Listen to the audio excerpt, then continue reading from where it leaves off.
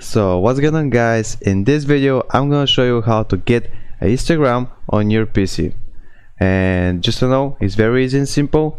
And before I start, make sure to give it a like. If you have some questions, if you have some problems, comment down below the video in the comments and I'll try to respond. So yeah, let me show you how. First, open Microsoft Store as me.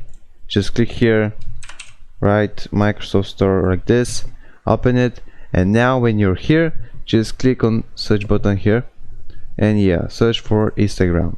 Open the first one, it's a blue one, and then click on install. Wait a few seconds. Now click on launch. Yeah, accept. And now, as you can see, here you should put your phone number or username or email, and then just log in here. Yeah, and that's it. If I helped you out, make sure to give a like and see you next video. Bye.